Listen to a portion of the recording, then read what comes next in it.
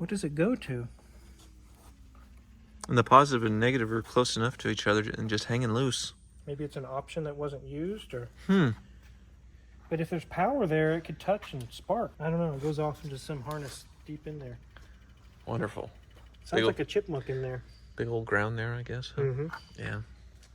All right. Well, before we find more weirdness, how about let's put this back together. Okay, I hope. Backup camera makes backing it on really easy, and it's alerting me of a Lamborghini thinking the door open, but it's sprunk. But look at the steering articulation on this thing, Wizard. The rear steering. Yeah.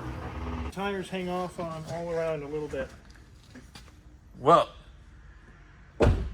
Okay. It's like 6,300 pounds.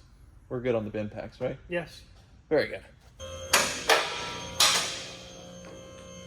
Now it looks like a shuttlecraft taking off. Whoa. So what can we see on a Cybertruck from beneath? Anything? Well, the knuckles and suspension looks like a standard truck, basically. Yeah. You can see the brakes. So they have a little bit of a slider on them. That's kind of unusual. Huh? Like a rock slider. Like a little plastic cover. And how about that suspension? Can we see an airbag, an air strut?